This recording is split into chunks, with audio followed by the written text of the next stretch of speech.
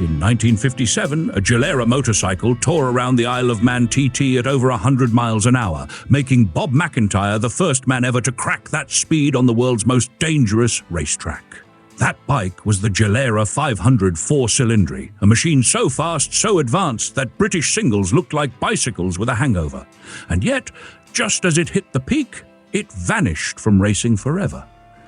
Ladies and gentlemen, have you ever heard a motorcycle scream like a panicked opera singer doing 150 miles an hour in a thunderstorm? Well, the Gilera 500 4-cylindry didn't just scream, it bellowed, wailed, and occasionally made British mechanics clutch their tea. It was the mechanical equivalent of that guy at the bar who says, "I could have gone pro if my ankle hadn't exploded." Except this bike actually did go pro. And it won. Before I fire up this magnesium-cased monster on the dyno of history, do me a favor, smash that subscribe button like I smashed my ego trying to fit racing slicks on my Vespa. Here at Timmy Tiny Wheels, we keep ancient pistons pumping, your midlife dreams alive, and occasionally our eyebrows singed. Now let's rewind to post-war Italy, where espresso was fuel and engineers wore sunglasses indoors. It all began in 1946 when Gilera, one of Italy's motorcycle monarchs, decided it was done playing with single cylinders. Enter Piero Rimor, a man so obsessed with racing tech that he basically stuffed the pre-war Rondine supercharged project into a meat grinder and rebuilt it from scratch. His creation, a 4-cylinder, air-cooled, naturally aspirated missile disguised as a motorcycle. By late 1949, Rimor had moved on to MV Agusta, traitor but stylish, and Franco Passoni took over. Passoni gave the bike individual cylinders, dual-piece heads, and a geometry so aggressive the camshafts probably needed counseling. Their goal? Dominate the new 500cc Grand Prix class without the crutch of a supercharger. And boy did they. From 1950 to 1957, the Gilera 500 4C wasn't just winning, it was erasing the competition. 6 world championships, names like Umberto Mazzetti, Jeff Duke, and Libero Liberati danced atop podiums, while British bikes like the Norton Manx slowly wept oil in the paddock. But let's talk about what made this beast a legend: the hardware. Underneath that teardrop tank lived a 499.5cc inline-4, tilted forward 30 degrees, like it was bowing before the gods of speed. Each of the 4 air-cooled cylinders had a bore of 52 millimeters and a stroke of about 59 millimeters. The dual overhead cams were driven by a gear train wedged between the middle cylinders. No chains here, just the angry precision of Italian metallurgy. Feeding this mechanical hydra were 4 Dell'Orto carbs ranging from 25 to 28 millimeters, depending on the year and setup. The valves were tilted at a ridiculous 100 degrees for optimal gas flow, which, I'll be honest, made tuning either a stroke of genius or a mechanical panic attack.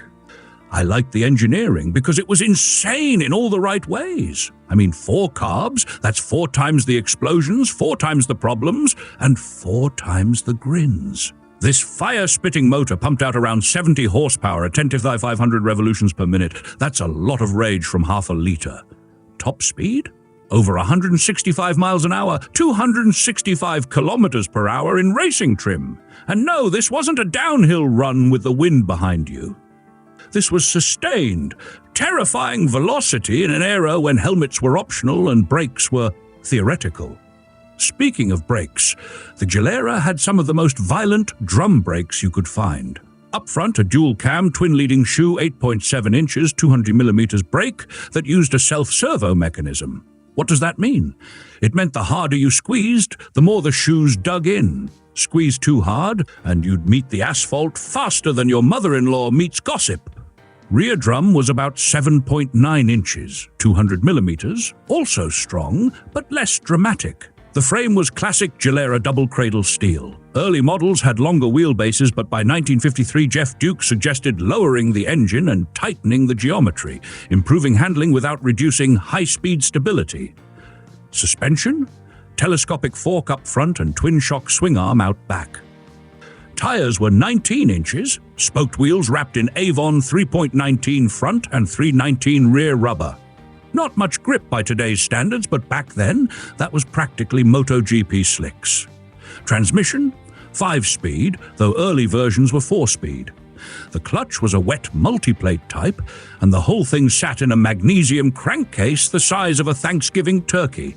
With a dry weight around 330 pounds, 150 kilograms, it wasn't feather light, but it made up for it by screaming like a banshee and turning corners like a caffeinated hummingbird. Fuel tanks varied between 15 and 38 litres, depending on the track, and fuel economy wasn't even on the menu. Under race conditions, it gulped down 8 to 15 litres per 100 kilometres, 19 to 28 miles per gallon. Compared to its British single-cylinder rivals, which sipped gently and topped out at 220 kilometres per hour, the Gilera was a gluttonous rocket ship. Now I know what you're thinking. Timmy, did they make a street version? No, absolutely not. You had a better chance of buying a seat in the Vatican. These were factory race bikes only, purpose-built, bred for the track, and released in tiny numbers. How tiny? Most sources suggest around 15 complete race chassis were ever built, all between 1948 and 1957. Today, nearly all survivors live in museums or private collections. Oh, and legends? In 1957, Bob McIntyre became the first man ever to lap the Isle of Man TT at over 100 miles an hour, average, on a Gilera 500 4C. That wasn't just a lap, that was a declaration of war on physics. But it wasn't all glory. In 1957, Gilera, along with Moto and Mondial, suddenly pulled out of racing. Too expensive, too political, too many Italians shouting in boardrooms. And just like that, the 500 4C disappeared from competition, but not from legend. There was even a 3-wheeled sidecar version, I kid you not, with reinforced frame and a rear passenger position that looked like a bar fight waiting to happen. Piloted by Albino Milani and his brother, it clocked 190 kilometers per hour and won twice at Monza. Imagine being the guy in the sidecar, staring at curbs like they owed you money.